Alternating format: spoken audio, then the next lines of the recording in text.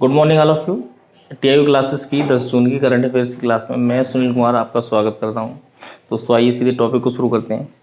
देखते जैसा कि पहला लिखा है कोरोना फ्री कंट्री, मतलब कौन सा देश ऐसा है जिस देश ने खुद को कोरोना फ्री घोषित कर दिया है। तो उस देश का नाम है न्यूजीलैंड।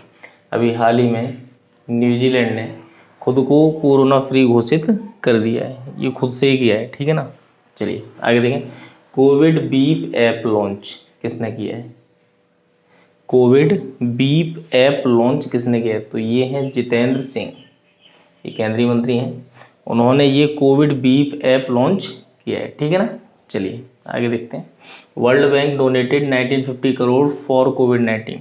अभी हाल ही में किस मतलब वर्ल्ड बैंक ने किस राज्य को कोविड-19 से लड़ने के लिए 1950 करोड़ की मदद दी है? तो वर्ल्ड बैंक ने कितना डोनेट किया है? वर्ल्ड बैंक ने कितना डोनेट किया है? 1950 करोड़ का। और किस सरकार को किया है, किस प्रदेश को किया है, ठीक है ना। तो ये आंसर आपका आएगा वेस्ट बंगाल। क्या आएगा? वेस्ट बंगाल, ठीक है ना। अच्छा चलिए आगे देखते हैं। राज कौशल पोर्टल, राज कौशल पोर्टल ये हाल ही में किस प्रदेश ने लॉन्च किया? तो इसका आंसर आपका बच्चा है राजस्थान।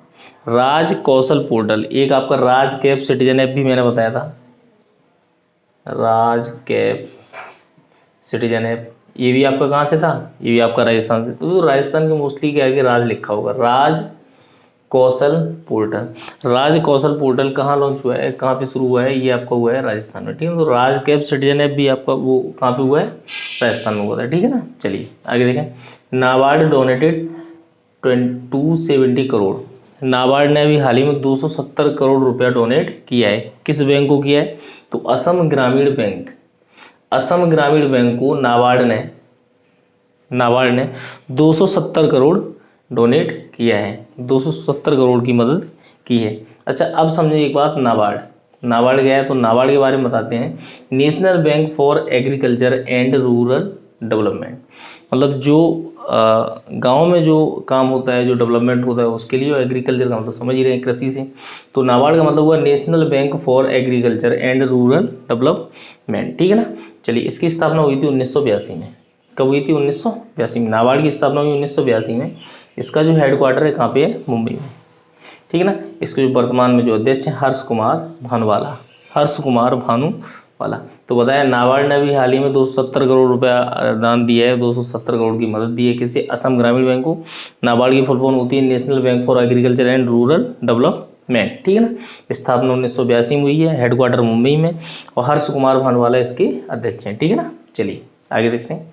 शहरी स्ट्रीट वेंडर कल्याण कार्यक्रम शुरू कहाँ से हुआ है? तो बता दें आपको, शहरी स्ट्रीट वेंडर कल्याण कार्यक्रम शुरू जो हुआ है मध्य प्रदेश से। मध्य प्रदेश में शहरी स्ट्रीट वेंडर कल्याण कार्यक्रम की शुरुआत हुई है, ठीक है ना। चलिए आगे देखें। तुरंत कस्टम लॉन्च, तुरंत कस्टम किसने लॉन्च किया है? तो बता दें आपको सीबीआईसी ने। किसने किया है? सीबीआईसी में। कस्टम जो है ना वो कस्टम केयर वाला नहीं है, ठीक है ना, ये कस्टम जो है टैक्स वाला है, ठीक है ना। तो तुरंत कस्टम ये इतना ऐप है, तुरंत कस्टम ये लॉन्च किसने किया है? सीबीआईसी ने, ठीक है ना। तो सीबीआईसी का मतलब होता है central board of indirect taxes and custom. समझ लें आप सीबीआईसी की फुल फॉर्म, ये आ सकता है question. Central board of indirect taxes and custom, इसकी जो स्थापना हुई थी सीबीआईसी की, ये हुई थी 1 जनवरी 1964 को। 1 जनवरी 1964 को सीबीआईसी की स्थापना हुई। इसका हेडक्वार्टर न्यू दिल्ली में। कहाँ पे है? न्यू दिल्ली में। इसके जो अभी वर्तमान में अध्यक्ष हैं वो एम अजीत कुमार है। कौन है? M Ajit Kumar. M Ajit Kumar CBIC के अध्यक्ष हैं, ठीक है ना। चलिए अगला देखते हैं पॉइंट। ये टेक महिंद्रा और संयुक्त राष्ट्र ग्लोबल कॉम्पैक्ट के बीच एक करार हुआ है। समझ लें आप, टेक महिंद्रा और संयुक्त राष्ट्र ग्लोबल कॉम्पैक्ट के बीच एक करार हुआ है। किस बात को लेकर करार हुआ है? तो बताया टेक महिंद्रा ने कार्बन फुटप्रिंट और उत्सर्जन को कम करने के लिए संयुक्त राष्ट्र ग्लोबल कॉम्पैक्ट से एक करार किया है। किसके लिए? कार्बन फुटप्रिंट और उत्सर्जन कम करने के लिए, ठीक है ना। तो टेक महिंद्रा और संयुक्त राष्ट्र ग्लोबल कॉम्पैक्ट में करार हुआ है। बता दें संयुक्त राष्ट्र ग्लोबल कॉम्पैक्ट जो है इसकी स्थापना हुई थी 26 जुलाई 2000 को।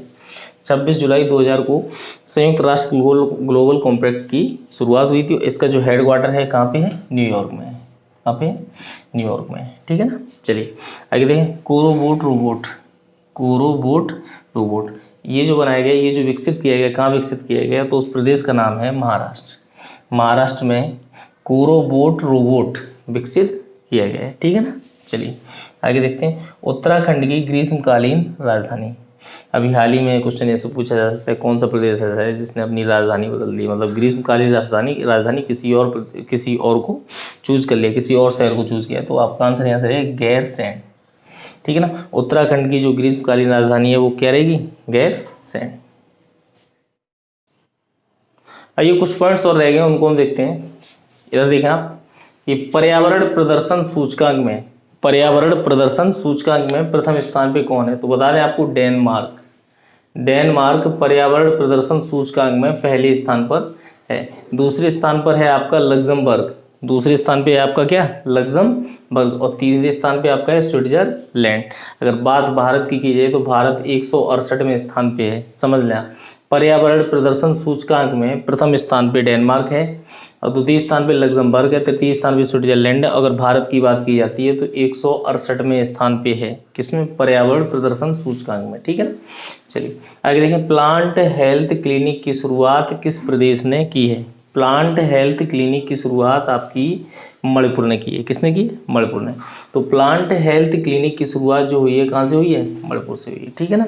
चलिए आगे देखते हैं, वंदे उत्कल जननी को किस राज्य ने राज्यगान का दर्जा दिया है, समझ लें आप। वंदे उत्कल जननी, वंदे उत्कल जननी परीक्षा के लिए बहुत इंपॉर्टेंट पॉइंट्स हो सकता है ये। वंदे उत्कल जननी को किस राज्य ने राज्यगान का दर्जा दिया है, तो आपका आंसर यहाँ से रहेगा उड़ीसा गवर्नमेंट ने। किसने दिया, उड़ीसा गवर्नमेंट ने। उड़ीसा गवर्नमेंट ने अपने राज्य को वंदे उत्कल जननी राज्यगान से संबोधित किया है, राज्यगान का दर्जा दिया है, ठीक है ना। चलिए आगे देखते हैं, ई शॉप प्लेटफॉर्म। ई शॉप प्लेटफॉर्म जब से कोविड-19 आया है उसके बाद से कई सारी कंपनियां अपनी ई लाइन प्लेटफॉर्म पे आ गई हैं, तो ई शॉपिंग प्लेटफॉर्म पे आ गई हैं। तो फेसबुक भी ई मार्केटिंग करा रहा है आपका, ठीक है ना, लाइव। तो ऐसे ही आपका ये ई शॉप प्लेटफॉर्म जो जारी किया है, किसने जारी किया है, ये आपका जारी किया है किसने, हीरो मोटोकॉर्प ने। किसने की, हीरो मोटोकॉर्प ने। तो ई शॉप प्लेटफॉर्म, ठीक है, ध्यान रखना आप, किसने लॉन्च किया है, हीरो मोटोकॉर्प ने। ये हीरो मोटोकॉर्प की स्थापना 1984 में हुई थी। इसका हेडक्वार्टर है न्यू दिल्ली में। कहाँ पे है, न्यू दिल्ली में। इसके जो अभी एमडी सीईओ है वो पवन मुंजाल, पवन मुंजाल, ठीक है ना। चलिए आगे देखिए, अर्पित, क्या नाम, अर्पित। अर्पित जो विकसित किया है, किसने किया है, ये विकसित किया आपका एयरफोर्स ने। अर्पित काम किसके आता है वो बता दें आपको, कि ऊंचाई पे जो आपके मरीज होते हैं उनको बाहर निकालने के लिए, ऊंचाई पे जैसे पहाड़ वगैरह पे जो मरीज वगैरह फंसे हुए हैं उनको बाहर निकालने के लिए, बाहर से बाहर निकालने के लिए ये अर्पित की जो फुल फॉर्म है ये है एयरबोर्न रेसुलेटेड फॉर आइसोलेशन ट्रांसपोर्ट।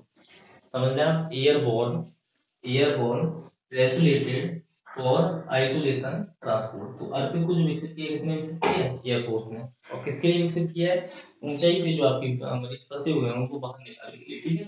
चलिए आगे देखें, पृथ्वी के सबसे गहरे बिंदु